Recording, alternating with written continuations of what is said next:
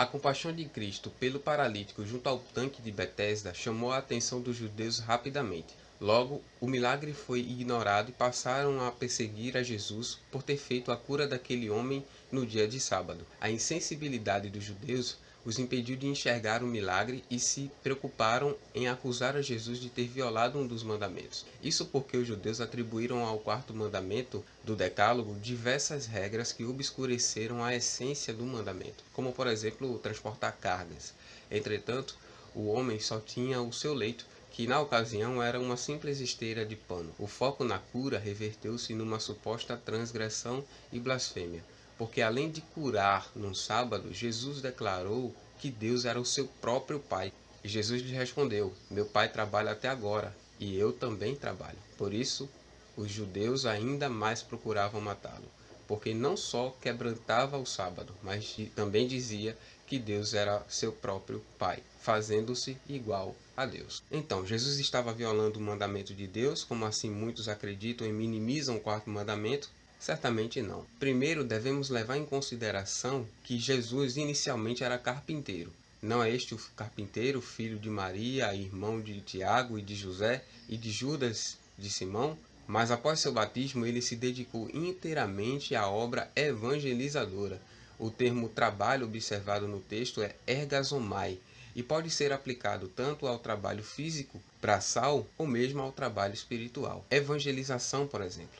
A palavra deriva do termo ergon, que significa obra, ou seja, trabalho tem a ver com obras, ações. Nesse caso, sim, Jesus estava fazendo uma obra, um trabalho. Mas a questão é, que tipo de trabalho, já que o mesmo termo se aplica a situações distintas? Tudo vai depender do contexto. Existem alguns versos que vão nos ajudar a entender a que tipo de trabalho Jesus se referia. E posto que eram do mesmo ofício, passou a morar com eles e ali trabalhava, pois a profissão deles era fazer tendas. E em 2 Tessalonicenses 3,10, porque quando ainda estávamos convosco, vos mandamos isto, que se alguém não quiser trabalhar, não coma também. Leia-se que o termo trabalho, aplicado em ambos os textos, está nitidamente ligado às obras seculares, trabalhos braçais, que geram recursos financeiros para o sustento, obras que não têm a ver com o benefício ao próximo, mas a si mesmo, ou seja, trabalho físico. Agora, em 1 Coríntios 16,10 lemos: Se Timóteo chegar aí, façam tudo para que ele se sinta bem entre vocês, pois assim como eu, ele também está trabalhando para o Senhor. Não deixem que ninguém o despreze. Podemos também conferir com 2 João 1, 7 a 8. Porque já muitos enganadores entraram no mundo, os quais não confessam que Jesus Cristo veio em carne. Este tal é o enganador e o anticristo. Acautelai-vos para que não percamos aquilo pelo qual trabalhamos, antes recebamos o inteiro galardão. E para concluirmos, temos ainda João 3,21. Mas quem pratica a verdade vem para a luz, a fim de que as suas obras sejam manifestas porque são feitas de Deus. Perceberam? A mesma expressão aparece tanto para trabalho braçal como para trabalho espiritual. Contudo, o contexto no qual se insere a fala de Cristo é restritamente espiritual, pois se tratava de um enfermo que necessitava de cura. O fato de Jesus operar um milagre não lhe gerou nenhum benefício, tampouco se configura uma obra braçal, um trabalho físico assalariado, mas ele cumpriu aquilo que lhe foi designado a respeito do sofrimento do povo. Além disso, foi o próprio Cristo quem declarou: assim sendo, quanto mais vale uma pessoa do que uma ovelha.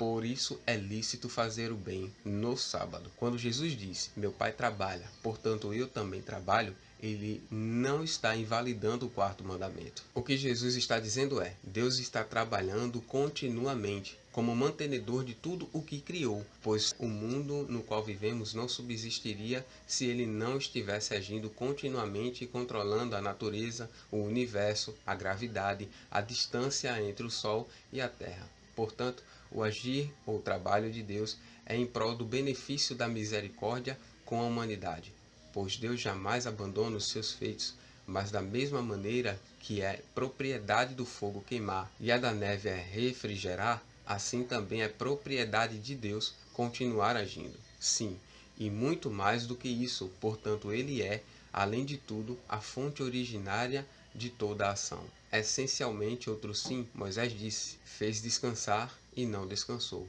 Porque ele é que faz descansar aquilo que, embora na realidade não esteja em operação, aparentemente continua em ação, mas ele mesmo jamais se cansa de agir.